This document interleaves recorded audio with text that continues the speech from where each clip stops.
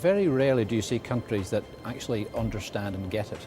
And by that I mean developing countries who are working to put the infrastructure in place, understand the needs of international business and particularly international bioscience. So the whole integration of education, research and business development in Qatar is particularly impressive, and that's why Virgin Healthcare are in Qatar. Qatar is a small country with a big vision to be a world leader in medical science. Located in the heart of the Arabian Gulf, Qatar has just 1.5 million people. But it also has the world's third largest gas reserves and the highest GDP per capita.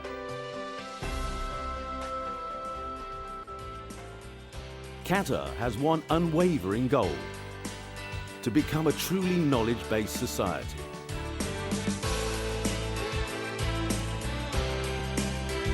To achieve this, it aims to spend 2.8% of GDP on research.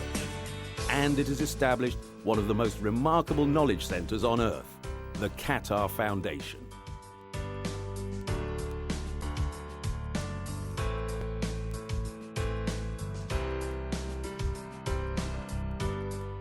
In Qatar, we believe that the Qatar Foundation is truly playing a major role in transforming this society to a knowledge-based economy. Qatar Foundation was established in 1995 by His Highness the Emir of Qatar and is led by his wife, Her Highness Sheikha Moza bint Nasser Al Misnet. It spearheads the development of science, education and research in Qatar. It has already attracted campuses of 6 renowned universities and built its own knowledge institutes. We established most of our research programs through partnerships. Partnerships include truly international research partners, and those can be both to support our academic research, but also to support what we call also corporate research. And for that, we are really looking at international, well-established corporate partners, as well as new startups. Medical science is a priority of Qatar Foundation. It is partnering with institutes and companies around the world to create projects in Qatar at the leading edge of medical science. Qatar Foundation has established 3 important medical institutes.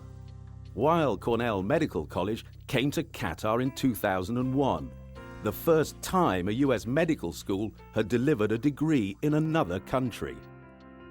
Recently, Cornell also unveiled a major fundamental research program in Qatar, focusing on genetic and molecular medicine, gene therapy, stem cells, and vaccine development.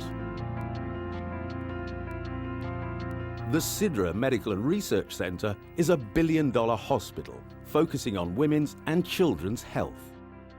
Opening in 2011, it will be a truly world-class location for clinical and translational research.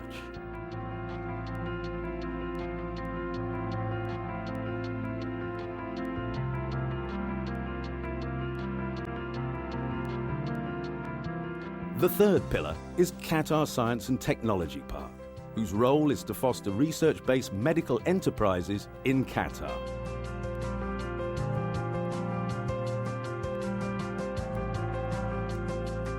Qatar Science and Technology Park is already open for business. We're here to actively support the development of technology programs that can further the national research objectives of Qatar, that can support the development of the economy, and we are prepared to work with partners both in Qatar, in the region and internationally to achieve those goals. The Science Park opened its doors in 2008 and has already attracted over $200 million of research investment by well-known companies. It also forms partnerships to start new medical enterprises in Qatar. We work with cord blood stem cells, and they have great utility for many of the diseases that are prevalent in the Middle East region. Working with the QSTP and the Qatar authorities, it's a pleasure to actually find people who not only understand what we're trying to achieve as a business, but finding partners who can travel on that journey with us, understand what we're trying to achieve medically, understand what we're trying to achieve commercially. Qatar has already made deep investments in medical science, but the growth is only just beginning. There's never been a better time or a more capable partner for medical innovation. I think Qatar's already done a very good job at setting up its infrastructure to welcome in medical science companies from around the world. I think one has to look at the research vision of the Qatar Foundation. That's now joined up very nicely with the Qatar Science and Technology Park, which is joining up very nicely with the universities that are based here. So I think all in all, I think the infrastructure is definitely beginning to fall into place.